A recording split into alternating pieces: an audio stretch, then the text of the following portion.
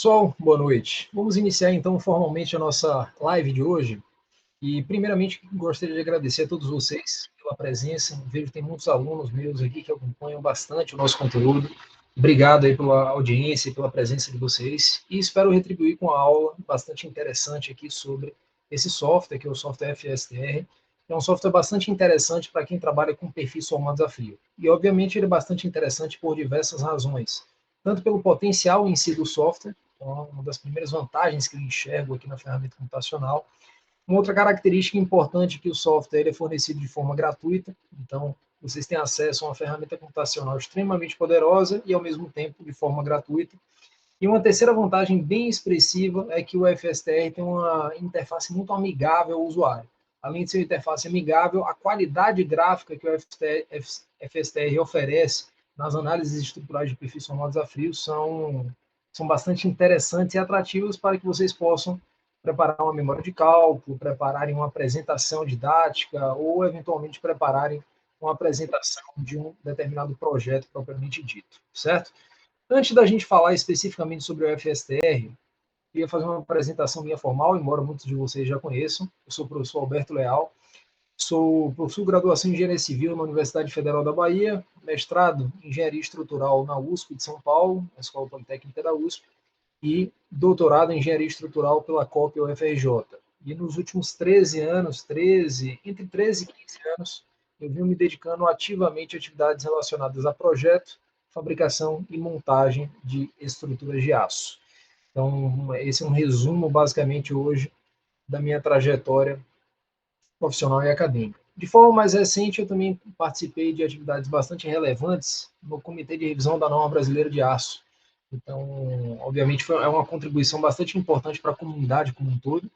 Obviamente, a gente contribuir de forma a evoluir metodologia de cálculo, texto da norma, incluir itens que não estão presentes na versão de 2008 da norma brasileira. Então, certamente foi uma experiência que, para mim, foi muito enriquecedora, assim, do ponto de vista pessoal.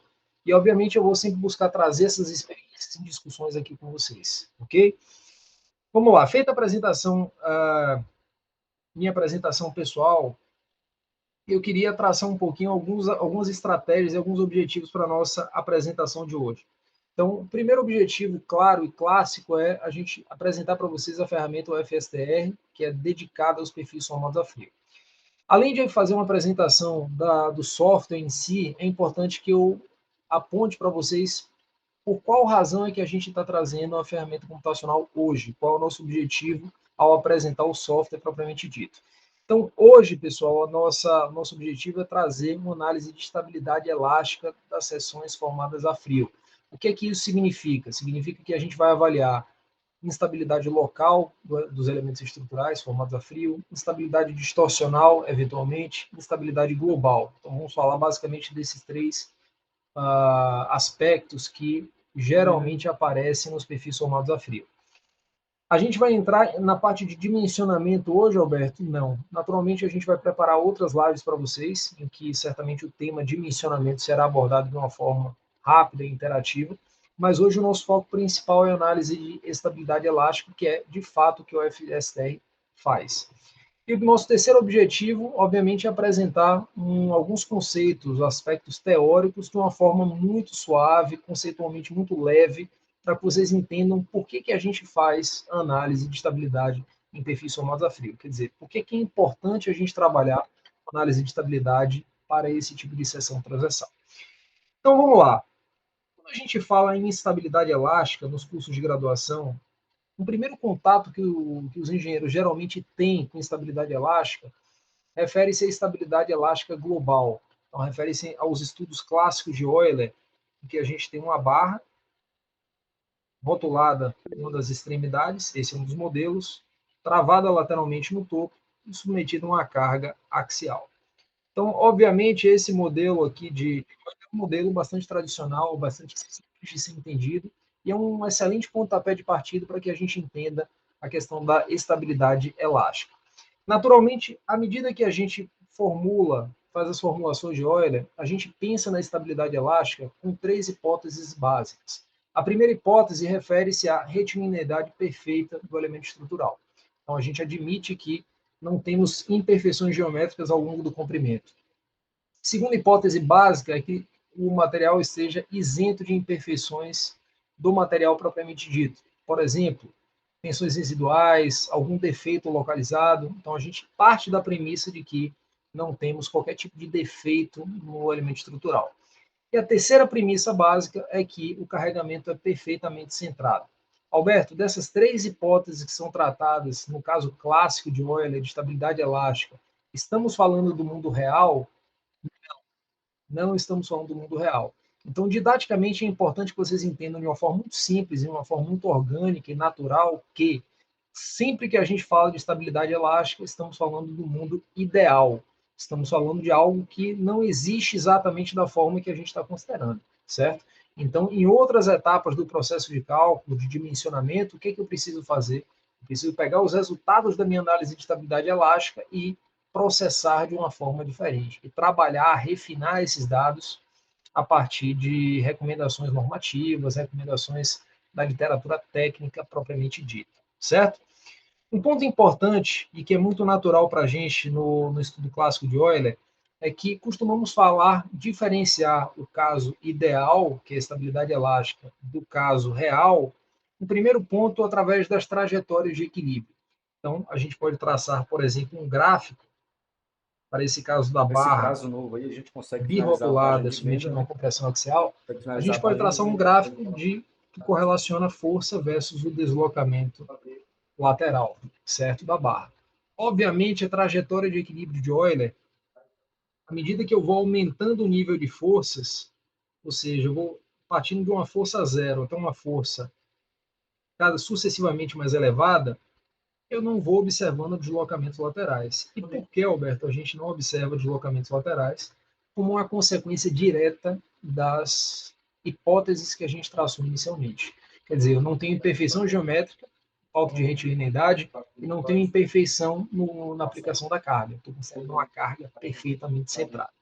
Então, à medida que eu vou aumentando o nível de carregamento, obviamente eu não vou observando deslocamentos laterais. Até que num determinado instante, que a gente caracteriza esse instante como um instante crítico, uma carga crítica na estrutura, o meu elemento estrutural perde a estabilidade e ele passa a se deslocar indefinidamente. Então, esse é um modelo muito conveniente para a gente como pontapé de partida. É muito fácil a gente entender isso. E até com pequenos modelos simples, às vezes uma régua que a gente pegue com elevada esbeltez e um material mais flexível, é muito claro que a gente consegue levá-la à flambagem, eventualmente ao colapso, de uma forma muito natural. Então, esse modelo é conveniente para nós, é simples. E, a partir da trajetória de equilíbrio, a gente consegue representá-lo de forma visual, aqui, de forma que a estrutura passe por uma determinada trajetória de equilíbrio.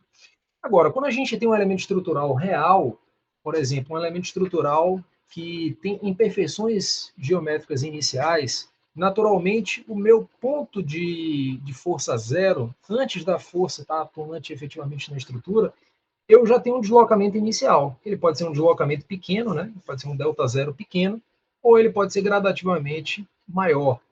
Ele pode assumir valores aqui gradualmente maiores, certo? E como é que funciona, Alberto, a trajetória de equilíbrio para essas situações? A trajetória de equilíbrio, obviamente, já desde o início, a gente tem deslocamentos iniciais e que vão sucessivamente sendo aumentados, certo? Então, se eu for desenhar uma trajetória de equilíbrio aqui em azul, a gente vai desde o início, ter um deslocamento inicial, que progressivamente ele vai aumentando à medida que a gente aumenta o nível de carga, e quando a gente alcança um patamar de carga crítico, um N crítico, ele vai se tornar assintótico em relação à trajetória fundamental de Euler. Então é dessa forma que a gente enxerga a trajetória de equilíbrio de uma barra real, de uma barra submetida a imperfeições geométricas iniciais. E claro, a gente vai, obviamente, traçando vários e várias trajetórias de equilíbrio. Em todos os casos, a gente tem deslocamentos sucessivamente amplificados, e a gente tem uma característica de que a curva, a trajetória de equilíbrio, será assintótica em relação à carga crítica de Euler.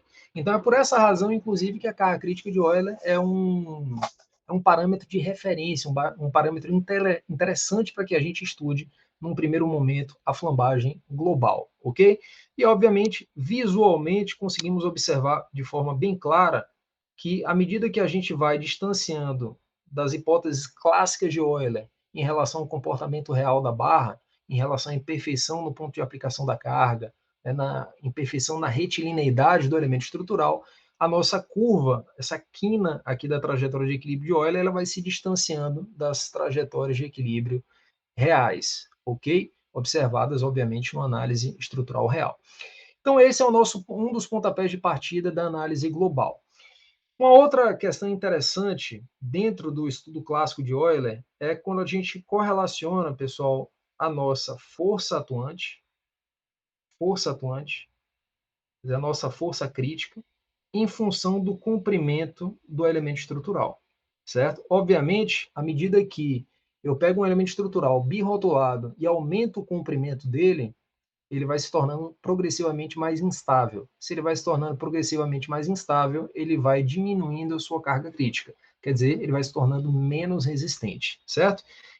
Então, esses dois exemplos aqui da trajetória de equilíbrio, que correlacionam a força atuante no elemento estrutural versus o deslocamento lateral, que é a trajetória de equilíbrio, e o gráfico que correlaciona a força crítica em função do comprimento, são dois pontapés de partida muito interessantes do ponto de vista estrutural, do ponto de vista da resistência dos materiais. Então, muitas vezes, na resistência dos materiais, a gente leva a acreditar, inclusive, que os critérios de colapso das estruturas, dos elementos estruturais, pode ser exatamente o de estabilidade, dado pela curva clássica de Euler. Então, lá na resistência dos materiais, muitas vezes os professores falam, olha, pessoal, esse daqui, estabilidade estrutural global, pode ser um dos critérios de resistência que a gente vai adotar. Então, é um dos primeiros pontos que a gente aborda. Agora, vem outras questões também que na resistência dos materiais a gente costuma adotar, que são questões relacionadas a critério de resistência de seção transversal. Então, se a gente, por exemplo, trabalha com aço, é muito comum que a gente fale o seguinte, pessoal, o nosso parâmetro de resistência de um elemento comprimido, submetido a compressão axial de aço, ele é dado pela carga de plastificação. Ele é dado pela carga NY, né? Carga de plastificação dada pela área de seção transversal e a tensão limite de escoamento. Então, esse é um segundo critério de resistência que a gente costuma adotar fortemente na resistência dos materiais. Ainda falando, pessoal, do mundo ideal. Ou seja, eu, por enquanto, estou correlacionando flambagem global e capacidade resistente da seção transversal. Não estou introduzindo coeficiente de ponderação das resistências, não estou introduzindo ainda imperfeições geométricas, imperfeições do material, enfim. Então, a gente está ainda no mundo ideal. Alberto, como é que eu enxergo o acoplamento entre esses dois modos, esses dois critérios de resistência? Temos a nossa curva na cor roxa e temos uma outra função matemática que me permite caracterizar a carga de plastificação total como um critério de resistência. E aí vem uma questão importante. A carga de plastificação, ela depende do comprimento. Então, pessoal, se a gente representa a carga de plastificação da seção como um segundo critério de resistência nessa curva de força versus comprimento, obviamente, pelo fato da carga de plastificação não depender diretamente do comprimento, temos uma função caracterizada como constante. Então, tem uma função constante aqui, uma reta, que determina esse patamar de carga. Então, vejam como é interessante lá na resistência dos materiais que a gente aprende nos primórdios. Para comprimentos mais extensos, para comprimentos maiores, quem governa é a flambagem global. Quer dizer, é a perda de estabilidade do elemento como um todo. Para comprimentos mais curtos, em que as cargas críticas relacionadas à instabilidade global são mais elevadas, antes da gente alcançar a carga crítica, obviamente eu vou ter alcançado a carga de plastificação total. Então, aqui entra o primeiro critério de resistência que a gente costuma tratar na resistência dos materiais. É um primeiro critério mais consistente, acoplando dois elementos: a carga crítica, que é a estabilidade global, e a carga de plastificação da seção transversal. O que isso significa, Alberto? Que qualquer situação de projeto que esteja dentro dessa área, dentro desse nosso critério de resistência, obviamente, na resistência dos materiais, atende. E isso é conveniente, porque lá na resistência dos materiais eu não tenho maturidade ainda suficiente para entender flambagem local, flambagem distorcional, acoplamento entre modos, ou entender que procedimentos consistentes para que a gente considere imperfeições assim, do ponto de aplicação da carga, imperfeições geométricas, imperfeições do material. Então, obviamente, o conhecimento ele vai sendo gradualmente construído ao longo da graduação e dos cursos de pós-graduação. Mas esse é um pontapé de partida muito interessante para a gente. E aí vem aquela questão, Alberto, e como é que funciona um perfil formado a frio? Como é que funciona um perfil formado a frio? Então, eu vou traçar essa mesma curva aqui, ó, essa mesma curva, que correlaciona o comprimento da peça, em função da força, de uma força resistente, certo? Obviamente, critério número 1, estabilidade global de Euler, continua aqui sendo observado. Critério 2, carga de plastificação da seção, continua aqui, certo? Mas, a depender da espessura do perfil formado a frio, do elemento estrutural, eu posso ter uma possibilidade de flambagem local ou flambagem distorcional antes que os dois primeiros critérios de resistência serão alcançados. Então, daí a gente consegue construir matematicamente, né, e através de recursos computacionais, a gente consegue construir curvas que me apontam valores mínimos de flambagem distorcional, que eu já mostro o que é, mínimos de flambagem local, e eu crio mais esses dois ingredientes ao nosso critério de resistência, certo? Então, aqui no perfil formado a frio, é como se eu acoplasse 4 critérios de resistência. Classificação da seção transversal, estabilidade global de Euler, flambagem distorcional e flambagem local, certo? E temos um padrão muito bem definido nas curvas de resistência dos perfis formados a frio, em que, para comprimentos maiores, quem continua governando é a flambagem global. Então, para todos esses pontos aqui em comprimentos maiores, ainda no mundo ideal, todos esses pontos referem-se ao modo global, ele que governa a análise. Para comprimentos intermediários, existe uma tendência de aparecimento do modo distorcional. Modo distorcional que eu já vou mostrar como é que a gente identifica o modo distorcional numa seção transversal formada a frio. E para comprimentos curtos, eu posso ter problema de flambagem local. Então vejam, comprimentos curtos, o local governa, comprimentos intermediários, o distorcional governa e comprimentos mais extensos, o global governa, certo?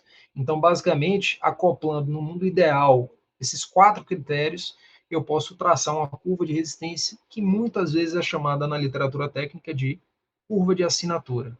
Então, esse camarada daqui, ó, que a gente pode traçar, esse camarada daqui, ele representa uma possível curva de assinatura de um perfil formado a frio. Então, esse é um parâmetro extremamente importante e que a maioria dos softwares comerciais não apresenta. Acho que hoje, um dos únicos, ou talvez o único software que apresente isso, é o RFIN6. Então, o RFIN6, ele apresenta, sim, a curva de assinatura dos perfis formados a frio. Na literatura estrangeira, a gente fala muito de signature curves. Então, em outras palavras, é uma curva de resistência que acopla esses 4 critérios aí de resistência, certo? Então, esse é um ponto importante, tá? Agora, claro, a gente está falando tudo isso de uma maneira muito simples, muito orgânica, para que seja fácil de fácil entendimento para vocês. Mas, obviamente, para a gente construir essas curvas de assinatura, eu preciso de uma ferramenta computacional adequada e uma ferramenta que não identifique apenas um modo global puro, ou modo distorcional puro, ou modo local puro. Eu preciso de uma ferramenta computacional que trace a curva de assinatura, portanto, ela faça uma análise que se assemelha a uma varredura de diferentes comprimentos de uma dada seção transversal, e, além disso, que faça o acoplamento entre os modos. Então, quer dizer, na hora que eu indico aqui uma carga crítica distorcional, Eu não tenho um distorcional puro atuante aqui. Eu tenho um distorcional um pouco influenciado pelo global, um pouco influenciado pelo local. Quando eu tenho aqui o local, eu não tenho um local muitas vezes puro. O local ele está misturado também com outros modos. Claro que o local ele já está mais distante do global, então ele tem uma certa influência do distorcional, mas já fica um pouco mais distante do global. Então, quer dizer, as ferramentas computacionais não são triviais para fazerem essa avaliação, e uma avaliação de forma precisa, elegante, enfim. Ok? Então, esse é o ponto de partida, é o ponto-chave que a gente consegue facilmente trabalhar com o FSTR, que é um software que trabalha com o método das faixas finitas, que é uma ferramenta computacional gratuita, com excelente interface gráfica, com excelentes figuras e ilustrações, e é um software que trabalha baseado, de fato, e bem dedicado à avaliação da análise de estabilidade elástica de perfis formados a frio. Então, esse é o segundo ponto da nossa aula. O primeiro ponto foi aquela flambagem global de Euler, todos os aspectos que envolviam a flambagem global de Euler. Esse segundo ponto, a curva de assinatura, acoplando 4 critérios de resistência. E o terceiro ponto, antes da gente visualizar e entender o funcionamento do FSTR, o terceiro ponto relaciona-se à identificação dos modos global, local e distorcional de um perfil formado a frio. Então, vamos imaginar que a nossa análise, nessa nossa aula de hoje, que é uma aula curta, seja dedicada a um perfil o enrijecido, certo? Um perfil o enrijecido. Eu vou traçar aqui duas figuras para que eu desenhe para vocês e mostre como é que a gente enxerga o modo local e o modo distorcional num elemento estrutural. Novamente, de forma simples, eu não tenho intenção nenhuma em mostrar equações matemáticas. Isso aí vocês podem verificar em livros e referências bibliográficas que falam amplamente sobre o assunto. Mas eu quero mostrar para vocês como é que a gente identifica o modo local e o modo distorcional num perfil enrijecido. Primeiro ponto importante, pessoal, para que a gente avalie o modo local, o modo distorcional, é a gente avaliar a configuração inicial do perfil, a geometria de seção transversal e a gente avaliar a configuração deformada. Se a gente observar, eu fazia isso desde a resistência dos materiais.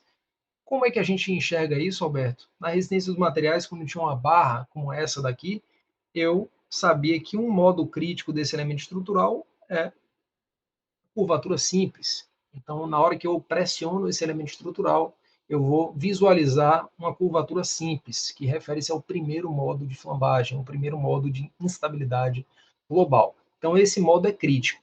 Então, sempre que eu correlacionava uma carga crítica, que é o alto vetor, o alto valor de uma análise, estabilidade, eu identificava uma configuração crítica, que é o alto vetor.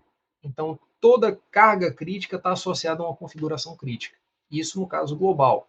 No caso local e distorcional, idem.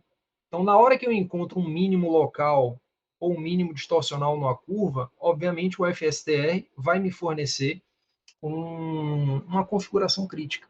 E, obviamente, é interessante que o engenheiro saiba identificar isso, ok? Qual é a dica fácil da gente identificar o modo local e o modo distorcional? Primeiro, o modo distorcional ele acontece em perfis com enrijecedor de borda. Por exemplo, um perfil U enrijecido, um perfil Z enrijecido. Se a gente trabalha com um perfil U simples, não temos modo distorcional. Ele não aparece, não se manifesta, certo? Então, para que a gente tenha esse modo distorcional, de maneira geral, na compressão axial, eu preciso, de fato, de seções com enrijecedores de borda. Dito isso, o que a gente costuma fazer para identificar os modos? Imagine que a seção o enrijecida tenha 4 vértices. Esses vértices interligam alma e mesas, mesa superior e mesa inferior, e interligam mesa superior e enrijecedor superior, mesa inferior e enrijecedor inferior. Então, eu tenho 4 vértices, certo? 4 vértices. A flambagem local, a carga crítica dela, a configuração crítica já é bem conhecida. O que acontece com o modo local em si? O modo local, eu não tenho deslocamentos dos nós, dos vértices que eu acabei de desenhar para vocês. Então, uma configuração crítica possível numa seção enrijecida é essa daqui. Ó. Eu tenho rotações entre os nós, né? Eu tenho uma perda de estabilidade entre os nós e a minha seção, obviamente, permanece com os nós fixos. Então, esse daqui é o modo local de seção transversal, quando uma barra está sujeita à compressão axial. Já o modo distorcional, ele é diferente. O modo distorcional, esses nós aqui, ó, que interligam o mesa superior e o enrijecedor de borda e mesa inferior e o enrijecedor de borda, eles perdem estabilidade.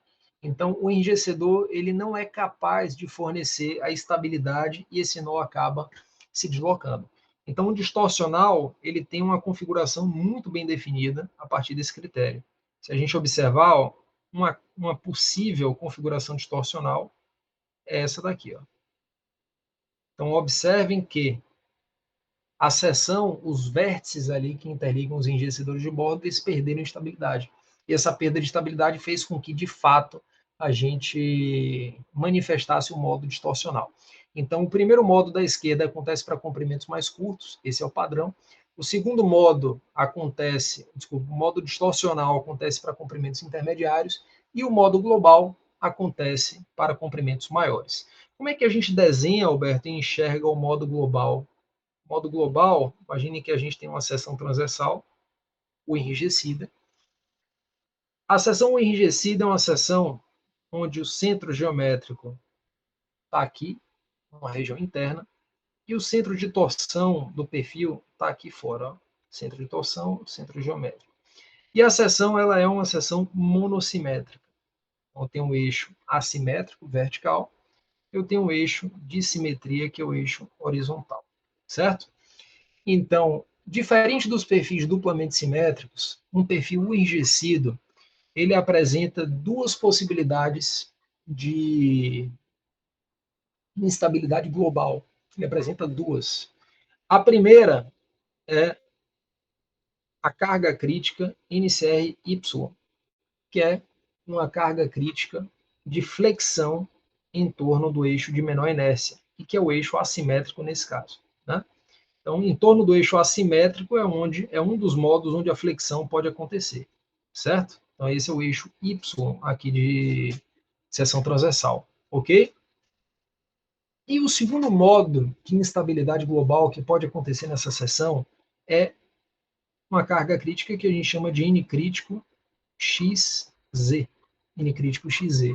O que isso significa, Alberto? Significa que esse camarada daqui, esse segundo camarada, ele não é apenas uma flambagem em torno do eixo X ou uma flambagem pura em torno do eixo Z. Ele trata de um acoplamento entre a flexão no eixo de simetria, que é o eixo de maior inércia nesse caso, e a torção em torno do eixo longitudinal. Então aqui a gente tem um modo de flexotorção se manifestando, certo? Esse é um modo de flexotorção. Então são duas possibilidades de instabilidade global. Como é que a gente enxerga isso visualmente na seção transversal? Ora, se eu tenho problemas de flambagem em torno do eixo de menor inércia, que é o eixo assimétrico nesse caso, a minha seção originalmente está aqui, certo? Está aqui com seu centro geométrico, e numa configuração final ela vai se deslocar lateralmente, vai perder estabilidade por flexão no eixo de menor inércia. Então ela vai apresentar deslocamentos aqui, ó, dessa forma, ok? Então visualmente eu consigo enxergar isso no FSTR. Agora, se eu tenho um modo de flexotorção, o FSTR vai apresentar uma figurinha, um autovetor, aqui nesse caso, diferente, certo? Então, eu tenho a minha seção aqui. Eu vou, obviamente, ter um movimento de rotação em torno do eixo longitudinal, e flexão na maior inércia. Então, eu tenho algo assim, ó, extrapolando grosseiramente, eu tenho algo assim, certo? Então, fica claro que a seção girou e se movimentou por flexão na maior inércia, ok? Então, esse é o ponto de partida, é o ponto 3, chave teórico, para que vocês entendam de forma muito simplificada como é que se comporta um perfil formado a frio. E essa é a melhor forma, pessoal, que a gente tem, na minha opinião, de aprendizado dos conteúdos. Por quê? Não adianta eu estar explicando para vocês 1000 equações diferenciais aqui, ou muita matemática, vários slides, que vocês não vão entender claramente o que acontece fisicamente. Vocês vão entender pouco, vão absorver pouco matematicamente, mas fisicamente vão entender menos ainda, certo? Então é muito melhor que a gente traga leveza para esse conteúdo pesado e trate de uma forma muito simples e física, porque é mais palpável da gente conseguir entender o conteúdo, ok? Vamos lá. Agora, feito esse background aqui conceitual, eu queria apresentar a interface do FSTR para vocês, certo? Que é, de fato, o nosso principal objetivo da live de hoje, tá?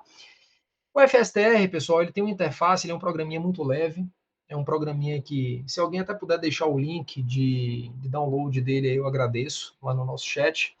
Mas é um material muito, é um software muito simples de interface gráfica. Então, a tela padrão, o início aqui do FSTR, vejam que temos uma seção transversal aqui desenhada, vejam que a gente tem vários pontos aqui na seção transversal, porque eu consigo discretizar a seção transversal em fatias.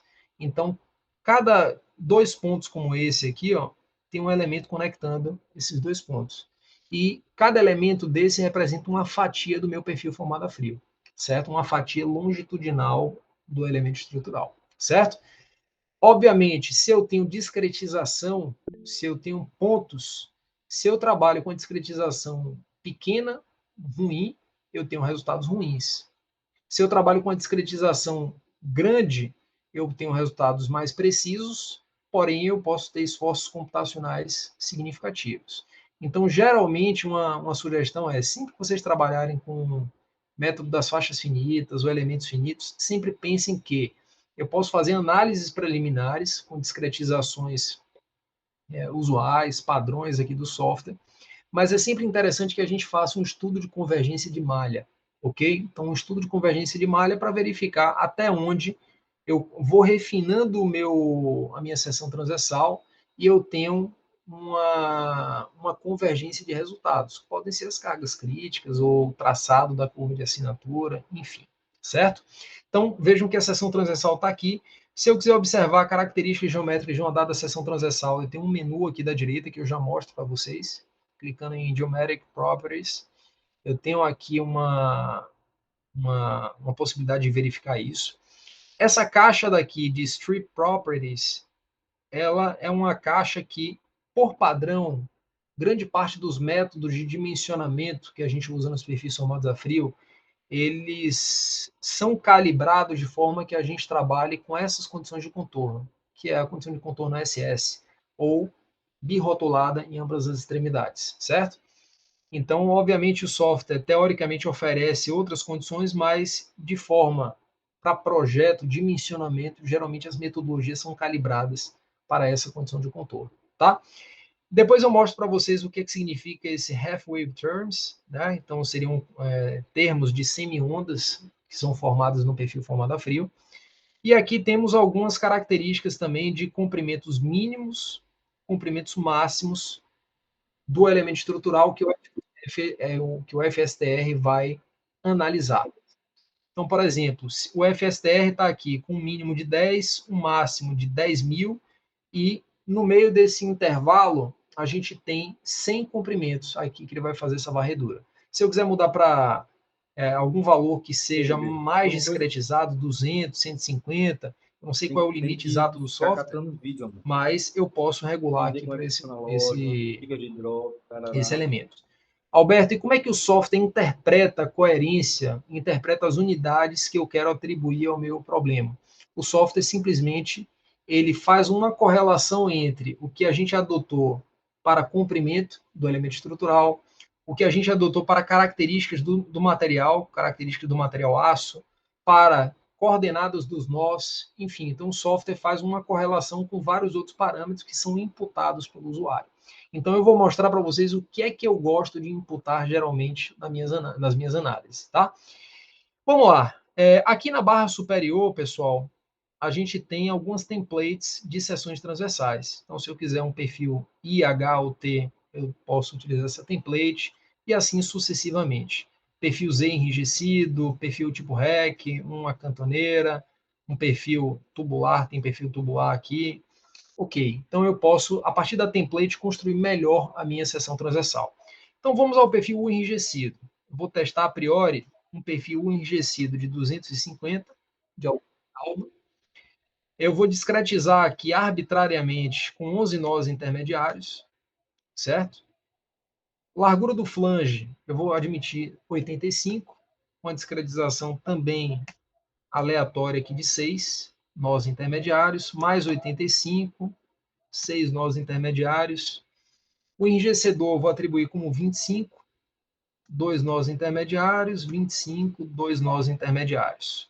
E aqui a espessura, eu vou admitir a espessura inicialmente como 2 milímetros, certo? Alberto, e o que significa esse alfa? Está representado aqui como 90. O alfa é o ângulo formado entre a mesa superior ou mesa inferior e o enriquecedor de bordo, certo?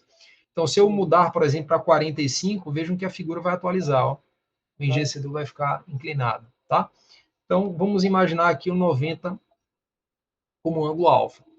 E aí vem aquela pergunta, Alberto, essas dimensões de seção transversal são dimensões de fora a fora, ou são dimensões da linha média do perfil? Como é que a gente escolhe isso? O FSTR permite que a gente determine a distância out to out, ou seja, de fora a fora, ou a distância entre as linhas de centro. Então, o que é mais comum, mais prático, é a gente adotar out to out, ok? Feito isso, eu clico nesse íconezinho verde e o FSTR gera a minha geometria. Então, observe que a seção transversal foi modificada aqui à direita, tá? Se eu quiser obter as propriedades geométricas dessa seção, eu clico aqui embaixo, seções transversais. Tá? Então, vejam que a seção transversal está desenhada aqui e vários parâmetros de seção coerentes com a dimensão em milímetros estão aqui. Então, por exemplo, a área de seção transversal ele é comprimento ao quadrado. Então, se eu estou adotando uma dimensão de seção em milímetro, ele vai ser milímetro ao quadrado. Momento de inércia, né, o xg. Então, ele vai ser, obviamente, um momento de inércia em milímetros a quarta. E assim sucessivamente. Aqui embaixo a gente consegue outras informações também interessantes. Ó. Centro de cisalhamento, eu posso desenhar, clicando aqui embaixo. Posso desenhar o warping, que é um empenamento, né? A configuração do diagrama de áreas setoriais aqui da nossa seção. Ó. Então, aqui a configuração, uma situação de empenamento da seção transversal. Então, a gente pode colocar aqui, habilitar várias informações a gosto aqui do usuário, certo? Vamos lá, vou fechar essa tela. Fechei a tela. Vamos ao lançamento das propriedades do material. Pessoal, se eu lancei as minhas unidades em milímetros, eu particularmente gosto de trabalhar com material em 200.000 newton por milímetro quadrado. Então, eu venho aqui, ó, na minha caixinha de texto, mudo para 200.000, 200.000, os módulos de elasticidade, né, longitudinais, 200.000, 200.000, coeficiente de Poisson 0,3, 0,3, e aqui faltou o módulo de elasticidade, o módulo de rigidez transversal. Então, eu vou adotar aqui 77.000 com o módulo de rigidez, ok? Beleza. Veja uma questão interessante. Nessa caixinha aqui de cima, a gente tem a descrição de todos os nós aqui da minha seção transversal. Ou, desculpa, todos os nós não, todos os elementos que compõem a minha seção transversal. Por exemplo, o elemento 1, que é esse primeiro elemento, ele conecta o nó 1 ao nó 2, certo? Conecta o nó 1 ao nó 2, tem espessura de 2 milímetros e é constituída pelo material 1. Aonde é que você vê isso, Alberto? Na legenda que tem aqui em cima. Ó. Número do elemento, node 1, node 2, o thickness, material, certo? Então, estão aqui, a partir da legenda, essa caixinha de texto, tá? E assim sucessivamente a gente vai encontrando esses parâmetros. Claro que o FSTR, ele a partir de uma template já gera isso de uma forma mais natural, mais tranquila para nós, tá? Mas, Alberto, se eu quiser desenhar um steel deck aqui, fazer uma análise de estabilidade local do steel deck, ele faz?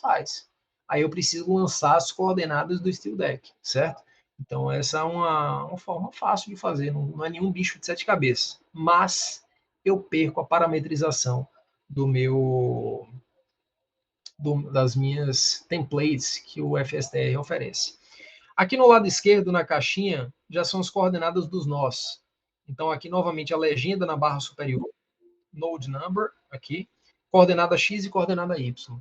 Então, vejam que o nó 1 ele tem coordenada 83 milímetros em X, 224 em Y, e assim sucessivamente.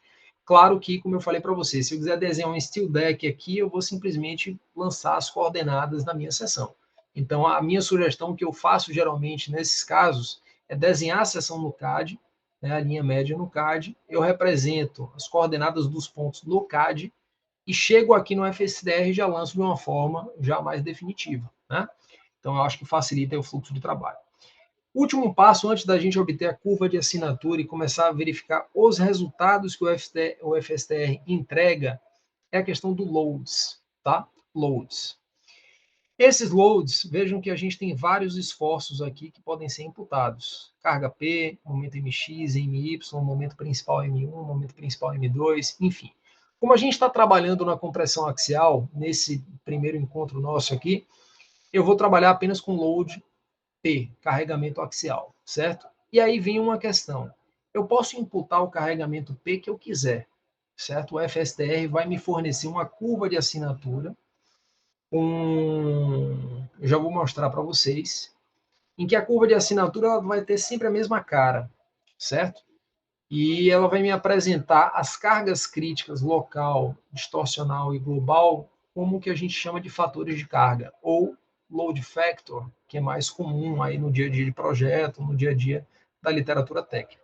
E eu vou mostrar para vocês na prática como é que isso funciona. Como preferência minha, eu prefiro imputar aqui um carregamento,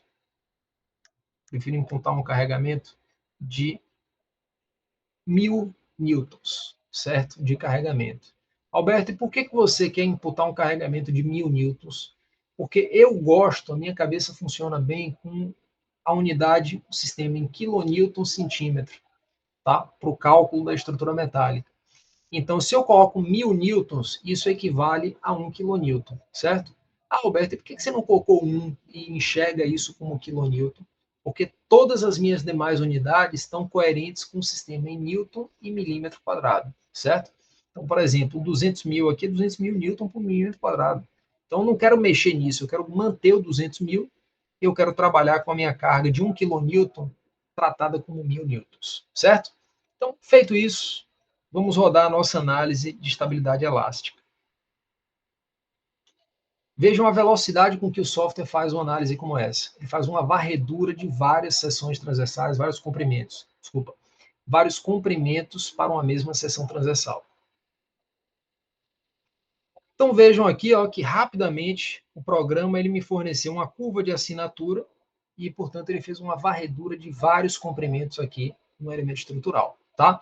Dentro dessa curva de assinatura, observem que eu tenho o eixo das ordenadas com um load factor, ou um fator de carga, e o eixo das abscissas eu tenho com um comprimento da peça. Em ambos os casos, a gente tem uma escala logarítmica sendo tratada aqui.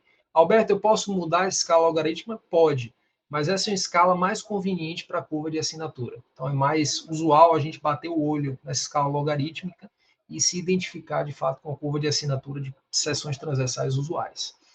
Observem que nessa curva, o FSTR definiu dois pontinhos aqui, que são os pontos de mínimo. O mínimo local, que acontece aqui primeiro, e o mínimo distorcional, que acontece para pontos intermediários. Então, o que é que eu vou fazer? Eu vou clicar num cursor que tem aqui embaixo, ó, cursor. Eu vou clicar próximo desse pontinho vermelho, ó, próximo desse pontinho vermelho. Aí, ó, veja que não caiu exatamente no pontinho vermelho. Aí eu mexo o cursor aqui à direita, ó. Mexi e cheguei no ponto que eu queria, que é um ponto de mínimo local aqui, certo? Alberto, esse carregamento mínimo local, qual é a carga crítica que está sendo imputada aqui até a gente alcançar essa configuração?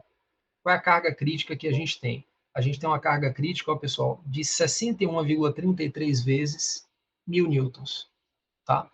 Então, se eu aplicar aqui 61,33 vezes 1000 newtons, que é igual a 1 kilonewton, eu chego à minha carga crítica local, tá? Então, por isso que eu falei para vocês que eu, particularmente, gosto de trabalhar com 1000 newtons ou 1 kilonewton. Porque o unitário significa o seguinte, que na hora que eu encontrar o load factor, esse load factor já é a própria carga crítica. Então, para mim é mais conveniente, mas cada um tem a sua opinião, o seu jeito de trabalhar.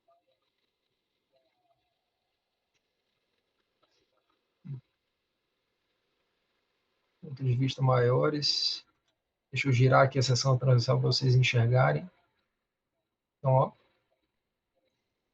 Então, vejam a configuração deformada do modo distorcional. Então, é uma maravilha isso aqui. Realmente, para apresentação gráfica, é ótimo. Tá? Ok. Beleza.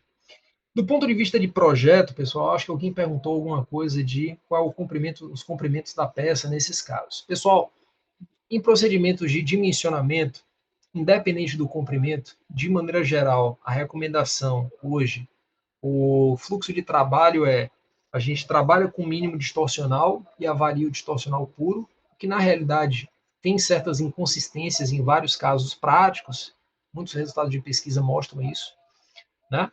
Mas isso é uma outra conversa. Eu pego o mínimo local, independente do comprimento que eu estiver trabalhando, e, obviamente, eu avalio a possibilidade de flambagem global com o comprimento real da minha peça. Então, em outras palavras, eu pego o comprimento real da minha peça, imagine que eu esteja dimensionando um elemento estrutural com 2,5 metros de comprimento, eu pego o comprimento real e avalio o global, que isso você já conhece. Eu pego o mínimo local, que é aquele mínimo ali, aquele pontinho lá embaixo, e eu pego o mínimo distorcional e avalio o seguinte fluxo de trabalho. Primeiro, modo global. Segundo, a interação local global, LG. E terceiro, distorcional puro, que, repito, vários resultados de pesquisa mostram que distorcional puro é uma incoerência, certo? Mas, por enquanto, é o que a gente tem como recomendações normativas, ok? Alberto, e por que que a gente, digamos assim, pega, no caso, eu tenho uma peça de 2,5 metros, por que que eu pego o mínimo local que acontece para comprimentos curtos? No caso do local, é muito fácil a gente entender isso. Porque, pessoal, o que acontece é o seguinte, geralmente, a configuração crítica local, vamos falar bem, assim, de uma forma bem simplificada para vocês, certo? Imagine que eu tenho um perfil enrijecido aqui, ó, com comprimento longitudinal. O modo local da alma, ele de maneira geral, de forma assim bem básica, ele se comporta como se o perfil fosse constituído de uma associação de placas quadradas. Então, por exemplo, eu tenho um comprimento de alma aqui em torno de 250 milímetros, a largura da alma. Né? 250 é um pouco menor porque a largura não enrijecida da alma deve estar em torno aí de uns 220 milímetros, enfim, certo? Então, a configuração crítica do meu perfil, de maneira geral, pode ser entendida facilmente como uma associação de placas quadradas de 220 por 220, certo? Ah, Alberto, e o que que isso significa para mim em termos práticos? Significa o seguinte: se você tiver um comprimento de perfil de 220 milímetros, você vai enxergar apenas uma semionda no perfil. Se você tem um perfil com 440 milímetros, você vai enxergar duas semiondas.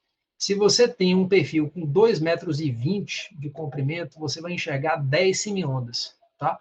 Ou seja, o mode shape ele vai mudar em função do comprimento do perfil, mas a carga crítica vai permanecer aproximadamente igual. Isso de uma forma muito simplificada, certo? Para a gente não entrar no mérito matemático da coisa. Então, ó, perfis maiores, eles vão fazer isso. Ó. Eu tenho uma curvatura para um lado, uma curvatura para o outro, certo? Então, ó, eu vou criar várias semiondas no perfil. Ah, Alberto, e como é que eu enxergo a minha semionda no FSTR? Eu preciso aumentar os termos longitudinais, que são esses termos aqui nessa caixa. Half-wave terms, né? São os termos de semionda, né? Os comprimentos de semionda. Então, por exemplo, se eu coloco aqui o primeiro termo, segundo, terceiro, quarto e quinto termos, e coloco para performar a análise de estabilidade elástica, observem que questão interessante. Já para a gente concluir a nossa apresentação de hoje, tá? Observem que questão interessante.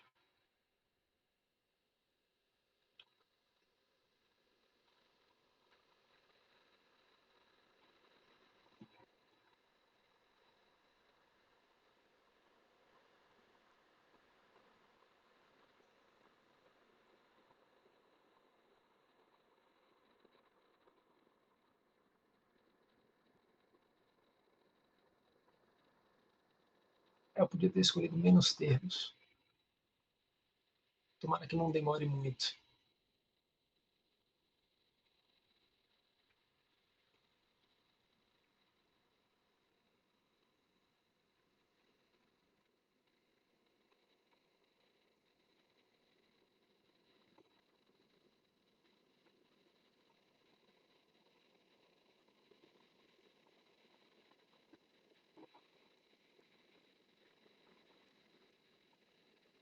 Então, ó, a minha curva de assinatura agora mudou bastante, tá?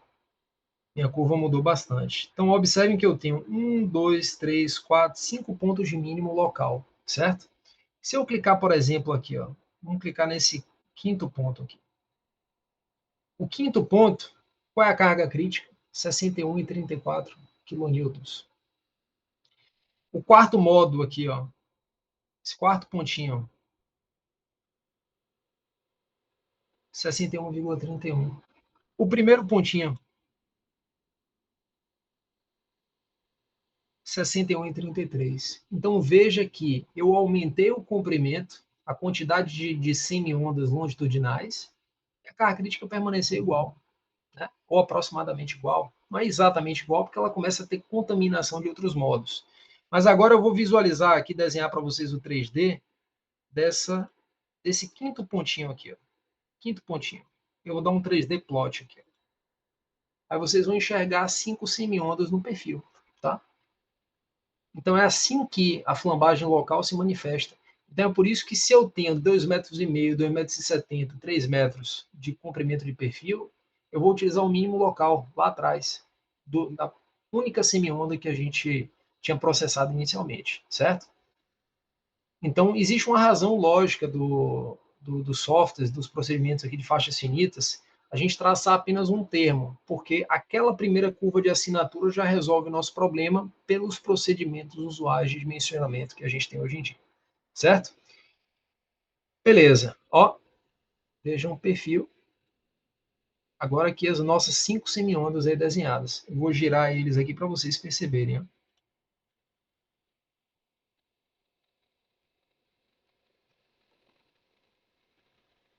Girar aqui o perfil.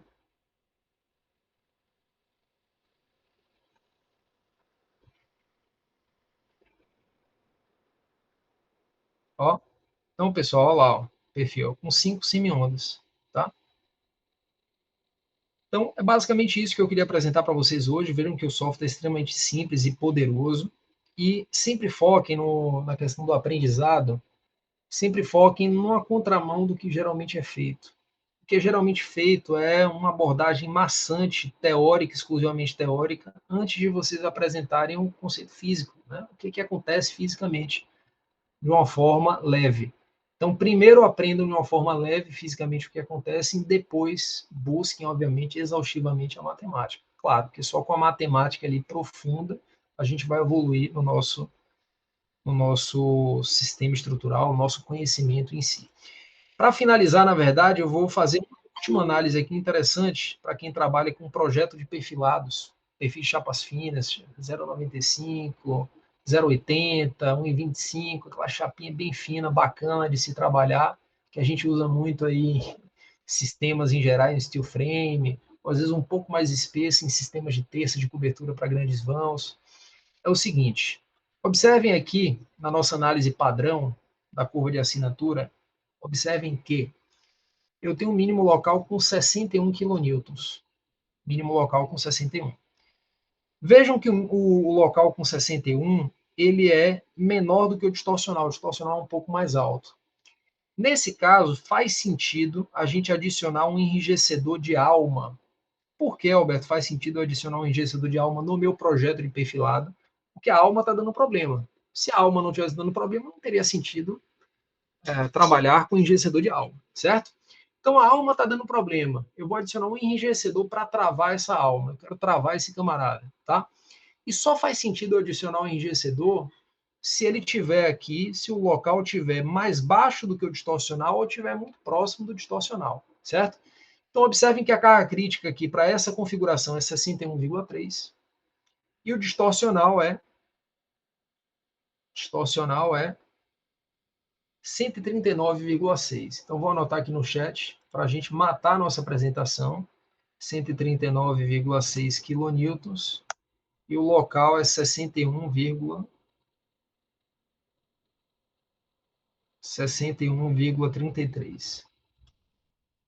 61,33 quilonewtons. O local e aqui em cima distorcional. Beleza. O que vai acontecer quando eu, de maneira geral, quando eu adiciono um enrijecedor de alma aqui na sessão? Obviamente, eu tenho que me preocupar com o desenvolvimento da sessão, o que eu não vou fazer aqui agora, para simplificar a nossa análise. Mas eu tenho que ficar atento ao seguinte: de maneira geral, eu vou aumentar a minha capacidade local, minha carga crítica local vai crescer, e o distorcional, a tendência é que ele até diminua um pouco. Então a gente tem que ter muito cuidado, tem que fazer uma dosimetria, porque às vezes o distorcional diminui um pouco e isso acaba sendo um problema, certo?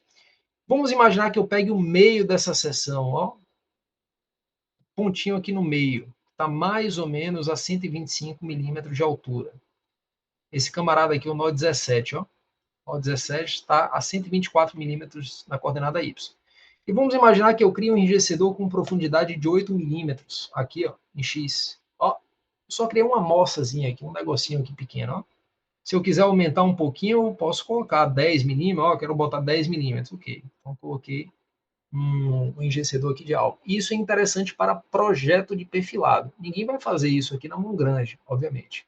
A gente vai fazer isso como uma linha de produção, uma linha de fabricação em que a perfiladeira será projetada para isso, tá? E eu vou rodar a análise de estabilidade elástica. Vocês vão ver que a curva de assinatura vai mudar. Ela vai mudar. E o mold shape, a carga crítica, ela também vai mudar. Ou, desculpa, a configuração crítica também vai mudar. Olha aqui, ó, pessoal. Eu introduzi um enrijecedor. Olha que agora minha carga local está maior do que a distorcional. Minha carga local, como já era previsto, agora está em 317,3. Então veja, ela saiu de 61,3 para 317, 5 vezes maior isso aí. Então é fantástico, né? Olha o mold shape como foi significativamente alterado. Olha lá, o mold shape dele. E o distorcional, nesse caso, o distorcional, nesse caso, ele foi, ó, ele até aumentou um pouquinho. Talvez tenha sido até por um pequeno aumento de área. Mas o normal é que o distorcional diminua um pouquinho. Nesse caso, aumentou também, é o que o software, de fato, de faixas finitas está fornecendo. Então, aqui, ó, o distorcional, ele saiu de 139,6, ele aumentou um pouquinho para 145. Então, quer dizer, às vezes eu economizo muito dinheiro, muita grana, ganho obra por conta de um enrijecedor de alma, tá? Então, é isso aí que eu queria apresentar para vocês hoje. Novamente, agradeço aí a atenção de todos. Vou abrir o áudio para quem quiser eventualmente tirar alguma dúvida. E é isso, pessoal. Obrigado mais uma vez. Certamente teremos outras lives aí falando sobre perfis formados a frio e espero que vocês participem. Vamos lá. Eu vou ativar rapidamente o microfone. Caso alguém queira fazer alguma pergunta, estou às ordens.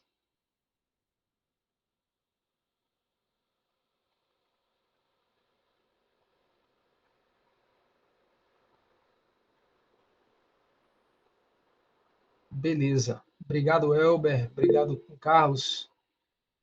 Brena perguntou, Brena Fernandes, comenta sobre o procedimento de projeto de novo. Brena, geralmente o projeto de perfis formados a fio de uma seção submetida a compressão axial, ela tem três degraus, né? 3 trajetórias aqui que a gente deve seguir. O primeiro passo para a gente, pontapé de partida aqui no perfil formado a frio, é avaliação do modo global puro. Então, a gente faz a avaliação do modo global puro. Em seguida, a gente faz a avaliação da interação que a gente chama de LG, que é local global. Tá? Então, é um acoplamento entre modo local e modo global. E, posteriormente, a gente faz uma avaliação do modo distorcional puro. Tá? Qual é a ressalva que a gente tem que ter, o cuidado que a gente tem que ter? Provavelmente, próximas revisões da norma brasileira, inclusive normas americanas, outras normas estrangeiras, a avaliação do distorcional puro deve mudar. Hoje a gente não tem um procedimento consistente e unânime em relação a isso. Mas o que é conhecido é a gente avaliar o distorcional puro em várias situações práticas, conduz a resultados não conservadores. O que isso significa? São resultados teoricamente contra a segurança, tá? Então, Alberto, uma alternativa é a gente mudar o procedimento agora para interação local, global, distorcional? Talvez, não sei, possível. Alberto, talvez o procedimento seja interação global, distorcional? Não sei. Vamos esperar os resultados de pesquisa, porque sempre que a gente fala em metodologia de cálculo, isso perpassa por análise de confiabilidade estrutural. Então, é uma análise em que a gente correlaciona dados experimentais, dados dos materiais, tratamento estatístico, então, para que isso, de fato, evolua para um procedimento normativo, tá? Então, esse é o ponto de vista aí o ponto de vista do projeto. Aí vem uma outra questão de projeto, para a gente entrar um pouquinho aqui, talvez responder um pouquinho mais a sua pergunta. Dentro de cada degrau desse daqui, ó, de avaliação, o padrão, o fluxo de trabalho é o mesmo, ele sempre se repete. Como é que a gente faz? Por exemplo, o global. O global, a gente avalia primeiro a carga crítica. A carga crítica é um caminho que nos mostra o mundo ideal. Não é o mundo real ainda. Então, ele mostra o mundo ideal, é a carga crítica, é o primeiro procedimento. Alguém tem que levar essa carga crítica, que é algo ideal e é conveniente para nós, tem que levar essa carga crítica para o mundo real. Quem é que faz isso? É o parâmetro de esbeltez reduzida, lambda zero. O parâmetro de esbeltez reduzida, lambda zero, é raiz quadrada da área bruta de seção, tensão de escoamento, sobre a carga crítica. Em outras palavras, é a raiz quadrada da carga de plastificação pela carga crítica. Encontrando a esbeltez reduzida, eu avalio, ora, qual é o meu valor de esbeltez reduzida? Será que ele é maior ou menor do que 1,5, que é uma fronteira, tá? Então, a depender do valor da esbeltez reduzida, por exemplo, se ele for menor do que 1,5, eu chego ao mundo real através do fator de redução global, fator Ki. Então, esse é o mundo real. Então, eu tenho uma formulação para o parâmetro de redução Ki, que totaliza 0,658 elevado a lambda zero ao quadrado. Será que daqui a 10 anos essa formulação vai mudar? Pode ser que mude, ou pode ser que continue a mesma, tá? Alberto, e se o meu parâmetro de esbeltez reduzida, que é quem me leva do mundo ideal para o mundo real, for maior do que 1,5? Não tem problema, tem outra expressão analítica, 0,877 sobre lambda zero ao quadrado, tá? Então é isso. E assim sucessivamente. Quando a gente vai fazer o modo local, mesma coisa. Ou, quer dizer, a interação local-global. Primeiro, eu avalio o mundo ideal, que é a carga crítica NL, certo? Então, esse é o mundo ideal. Eu preciso de alguém que me leve do mundo ideal para o mundo real. Quem é esse camarada? A gente chama de esbeltez reduzida lambda L, que correlaciona raiz quadrada de Ki AGFY sobre N crítico. N crítico local, né? N crítico local. Alberto, e onde é que aparece o modo global aqui? Aqui, ó. O modo global está aqui. Tá? E depois, a depender do parâmetro de esbeltez reduzida, se ele é local menor ou igual a 0,776, que é um parâmetro que hoje é convencionado com 0,776, mas amanhã pode ser diferente. Ou se ele é maior do que 0,776, a gente tem fatores de redução que me levam do mundo ideal para o mundo real. Como é que a gente faz isso? Encontrando um fator de redução local, QL, certo? Então veja que o padrão é exatamente o mesmo. Exatamente o mesmo. Eu encontrei o mundo ideal, carga crítica, precisei de alguém para me levar para o mundo real, que é esbeltez reduzida, lambda zero, ou lambda L, ou lambda dist, e cheguei no mundo real através do fator de redução global, fator de redução local, fator de redução distorcional, tá? E esse mundo real, geralmente, ele é resultado de estudo de confiabilidade, de pesquisa científica para a gente chegar aí. É de ensaios experimentais e computacionais que a gente introduz com pressão axial e chega, de fato, no resultado que a gente quer. Certo? Vitor falou, possível analisar perfis compostos no FSTR? Perfis compostos não, Vitor, mas perfis de seção fechada sim. Então, é um perfil de seção fechada como um tubo, por exemplo, o FSTR se propõe a analisar. Tá ok? Pessoal, obrigado a todos aí pelos elogios, pelas palavras, tá? Abra espaço aqui final, caso alguém queira tirar uma última dúvida, e, obviamente, a gente vai deixar essa aula aí gravada, depois disponível para vocês, tá? E outras lives sobre o tema perfis formados a frio certamente virão. Beleza? Então, um abraço a todos, uma boa noite, pessoal.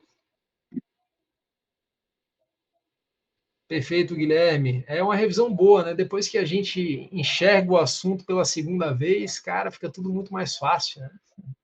Mas obrigado. Obrigado aí aos meus alunos da pós, final de semana. É isso aí. Valeu.